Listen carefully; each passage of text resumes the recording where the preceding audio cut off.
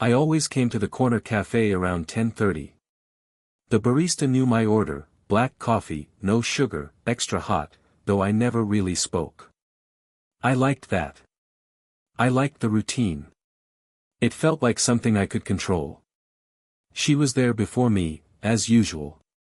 Mid-40s, hair pulled back loosely, reading one of those thick novels that smelled faintly of rain. I didn't notice anyone else, really, just her, always tucked into that window seat, light falling across her hands like it was painting her calm onto the table. I sat across, careful not to make too much noise as I slid into my chair. "Your usual," she said without looking up, just a tilt of her head. I blinked, startled. She wasn't a barista. Not exactly. She just remembered. That small recognition made the quiet hours feel warmer. She laughed at the way I paused before answering, not with the words, but the hesitation. A pause that said more than I could manage to speak. I folded the napkin on my table, twice, then again, careful to line the edges. She noticed, of course. She always noticed. She tilted her head, eyes catching the sunlight, and for a moment I thought she might see right through the rhythm I tried to hide behind. "Did you finish that assignment?" she asked, almost casual, though her gaze lingered a fraction too long. I shrugged, because the answer was yes, but also no. I never liked to explain myself. My life had this tendency to hang in the spaces between sentences. She laughed again, soft, patient, like it was a sound that didn't need justification. I watched the way her fingers brushed the cup, one nail catching the light. Tiny things, invisible to anyone else, and yet somehow monumental to me. The cafe filled slowly with chatter, orders shouted over the clatter of espresso machines, but I barely heard it. My attention folded into the corner where she sat, into the quiet way she tucked her hair behind her ear, the micro-smile that appeared when she thought no one was looking. I sipped my coffee, burnt tongue, and noticed her noticing me notice. I had this habit: unsent texts, drafts paused mid-word, a line typed and deleted a dozen times. My solitude wasn't loud. It didn't shout. It waited, patient, like a bookmark left in a book no one ever finished. She didn't know the half of it, how much of my life unfolded in empty screens and silences. "Why are you staring at me like that?" she asked suddenly, eyes narrowing playfully. I could only shrug again, fingers brushing the rim of my mug, trying not to fidget. I don't know," I admitted. A truth too small to weigh much, too large to explain. She laughed, not at me, exactly, more at the quiet tension we both pretended wasn't there. And then, just as I was beginning to wonder if I would ever speak, she stood. Coat draped over her arm, bag slung casually, and leaned in slightly.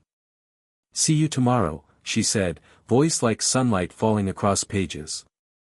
I nodded, hands still folded over the mug, watching her disappear out the door. The cafe felt emptier, though I hadn't realized how full it had been. My phone buzzed on the table, a message I hadn't expected. From her. "Forgot to ask, do you want to join me for a walk later?" I stared at it, thumb hovering. My heart didn't race. It paused. Quietly, almost deliberately, like the rest of me had been waiting for this final calm. We walked slowly along the narrow path behind the cafe, leaves rustling underfoot. The afternoon was soft, almost lazy, sunlight spilling through branches in uneven patches. She carried a thermos, I carried nothing but a quiet anticipation I wasn't ready to name. "You always sit alone in there," she said suddenly, tilting her head so that sunlight caught the faint silver at her temples. "Do you like it that way?" I shrugged, hands shoved into pockets. "I guess it's easier than talking." I wanted to tell her it was more than that, that I had spent entire weekends rehearsing conversations I never sent, but the words tangled somewhere behind my teeth.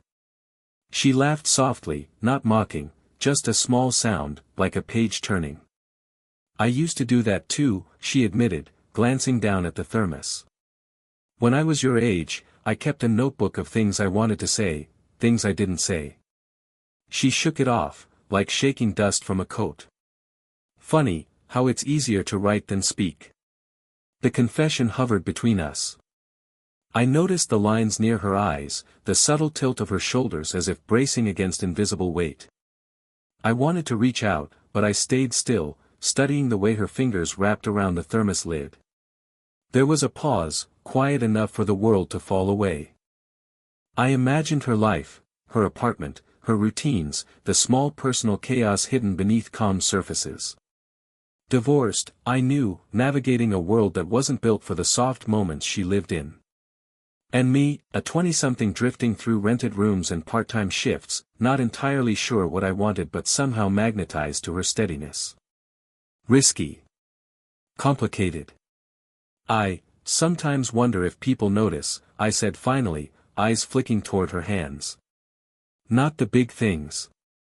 Just the small ones. Like noticing someone folds their napkin a certain way. She laughed, quiet again, and for a moment it felt like sunlight had been trapped in her voice. I notice, she said, her gaze lingering longer than necessary. My chest thudded, subtle but unmistakable. We sat on a low bench by the side path. She poured tea from her thermos into 2 paper cups. Steam rose, twisting in the air, and I felt the absurd intimacy of it, sharing warmth from a thermos like it was some kind of secret. She handed me a cup, our fingers brushing slightly. I didn't pull away. She didn't flinch. We sipped quietly, letting the silence stretch and bend between us. It wasn't heavy, it wasn't pressured. It was charged, in the way small things always are when someone notices you in the quiet. I caught her glance out of the corner of my eye, her soft smile hinting at a memory she hadn't shared. And then, just as we were about to stand, she nudged my shoulder lightly with hers. A gesture so small it could be mistaken for a stumble, but I felt it in my chest like a pulse I couldn't ignore. I didn't know why that moment stayed with me, maybe because it felt like someone finally saw me.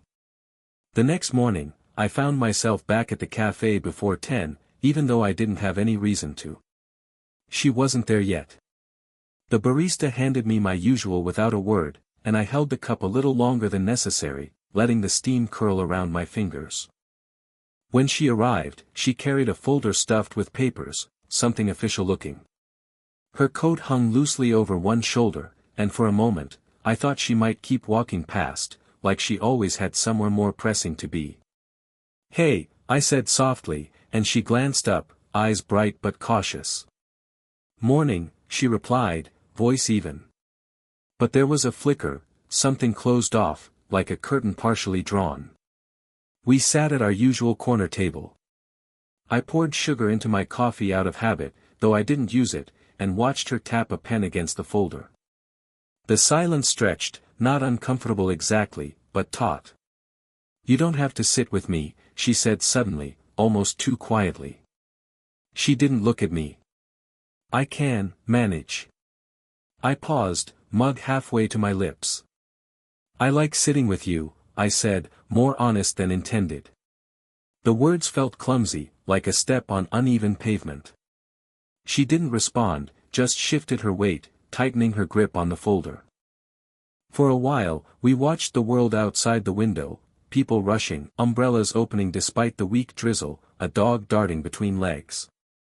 I noticed the faint crease in her brow, the way her lips pressed together when she focused.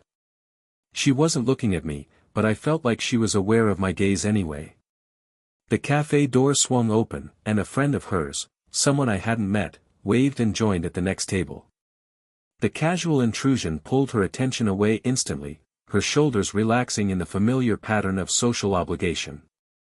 I stirred my coffee, suddenly aware of the warmth I'd been clinging to, now slipping.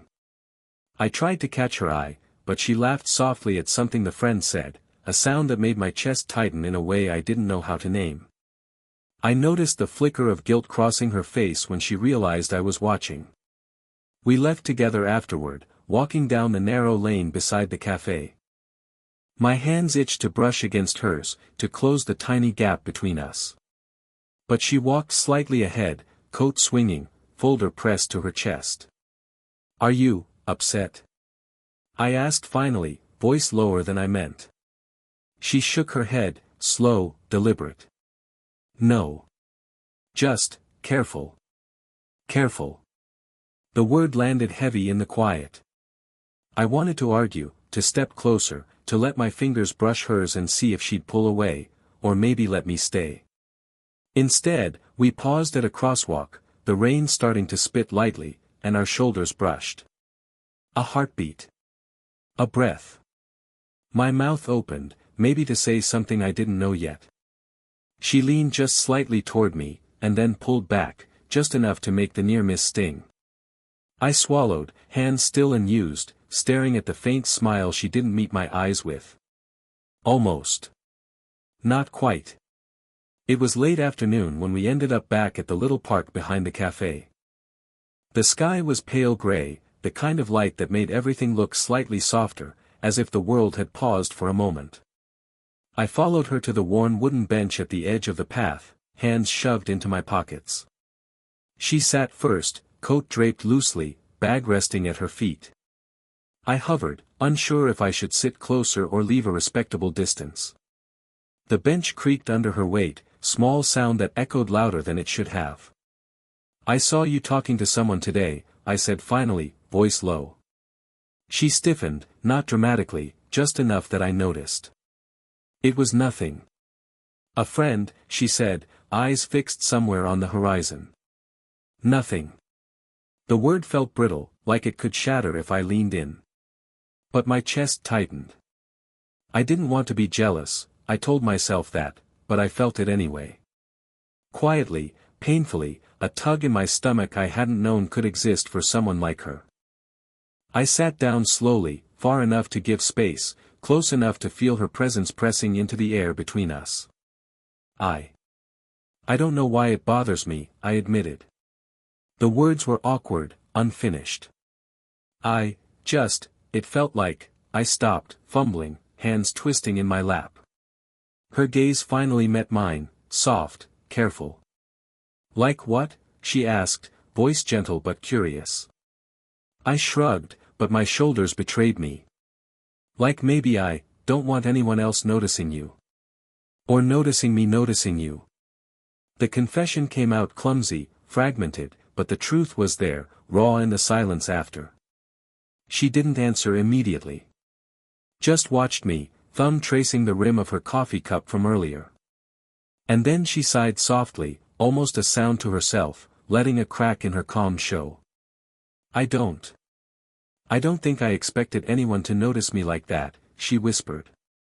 The bench felt smaller, the world around us fading into indistinct shapes, the distant chatter of children, the rustle of leaves.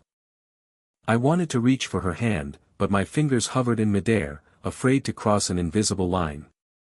She noticed, I think, the hesitation, the tremor in my body language. You always notice, she said quietly, half a statement, half a question. I swallowed, words lodged somewhere between my chest and my throat. I do.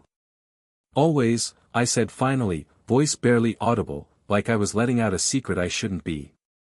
A pause stretched long enough to taste. I felt her glance, a micro shift toward me, something that suggested the wall she kept had loosened just enough for me to see her. But then, she leaned back, folding her hands in her lap, and the moment held suspended, fragile, incomplete.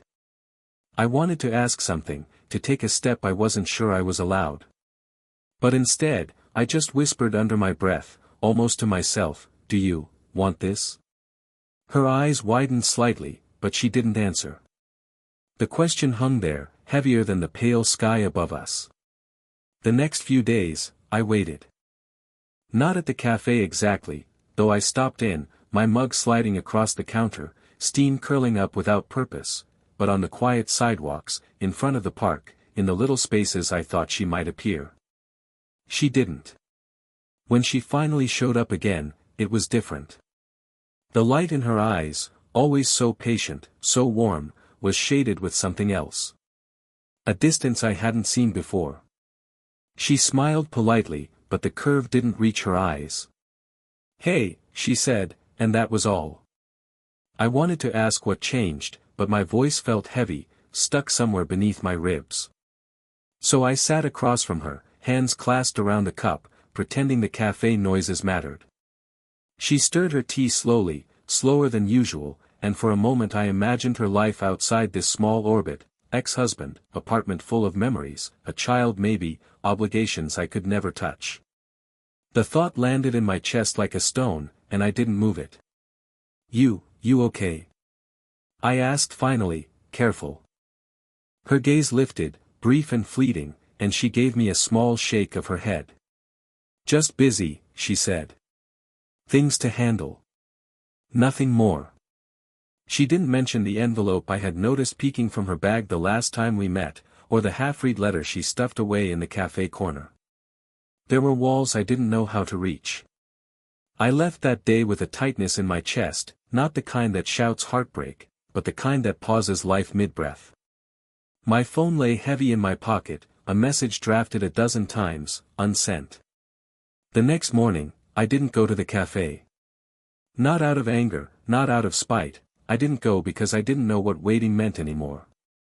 I wandered through empty streets, letting the cold bite just enough to remind me I was alive, that the world moved even when it didn't include her presence. And then came the note. A text from her, hours later, almost an afterthought. Sorry. Couldn't make it today. Hope you understand.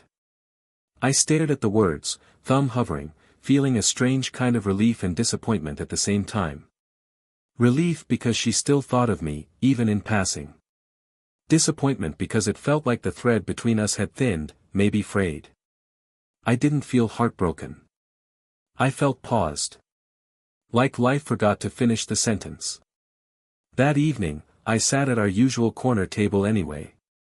Empty cup, untouched napkin, chair pulled slightly away from the table like I was waiting for someone who wouldn't come. My fingers brushed the rim, tracing invisible circles. The cafe smelled of coffee and pastries, of quiet routines I no longer felt part of. Outside, the world carried on. Couples walked by, strangers laughed, a dog barked, leaves tumbled. Inside, I waited. I didn't text her back. I didn't leave a note. I didn't knock on her door. And the seat remained empty. It was evening when I found her on the small balcony of her apartment. The city below hummed with distant traffic, the lights muted by the creeping fog. I stood in the doorway, hesitant, as though crossing the threshold would suddenly make everything irreversible. She leaned against the railing, coat loosely draped over her shoulders, and sipped from a chipped mug. Steam rose in lazy spirals, mixing with the chill in the air. For a moment, I didn't speak. Just watched the way her hair caught the light, how her eyes seemed softer than I remembered. I didn't expect you, she said finally. Voice even, but carrying that faint tremor I had learned to read. I wasn't sure if I should come, I admitted, hands deep in my pockets, thumb brushing the seam. But I needed to. Her gaze shifted toward the city, then back at me. Needed to. I swallowed. To see you. To say something I've been holding on to. Words stumbled out in fragments, unfinished, trailing off like loose threads. I stepped closer, careful to respect the invisible line she'd drawn between us. She didn't move away. Not immediately. Just tilted her head slightly, waiting, quiet. I don't know if this is right, I said, voice low, or if I even have a right to say it. But I paused, searching her expression. I like you. More than I should. A silence stretched, heavy in its stillness. I saw her fingers curl around the mug, her lips part slightly, as if she wanted to say something but didn't. And then, the almost imperceptible shift, a small nod, a soft exhale. I like you too, she said finally, almost whispering, not as a confession, but as a careful acknowledgement. But you need to know, this isn't easy for me. I have my life. Complications. Things you don't see. I know, I said. And I did. And still, the relief and tension pressed together in my chest like water held in a cup. I lifted my hand slowly, brushing a stray hair from her cheek, careful, deliberate. Her eyes flicked to mine, not pulling back, just holding that moment. We stayed like that for a long breath, leaning into the quiet.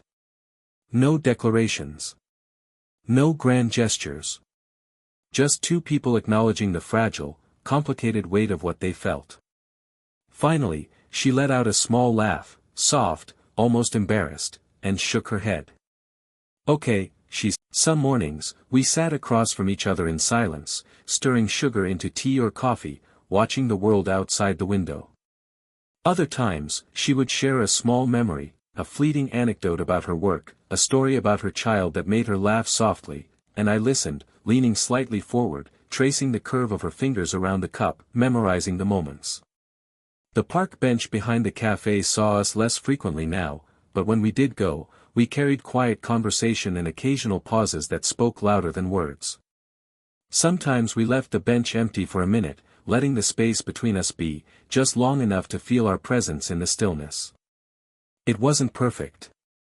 She had obligations, emails that couldn't wait, errands that tugged her away. I had shifts and classes and the restless edges of my own life. But somehow, in those small routines, shared coffee, folded napkins, lingering glances, the world felt a little softer. A little fuller. One afternoon, we ended up at the old corner bench again. The sky was pale, light falling unevenly through half-bare trees.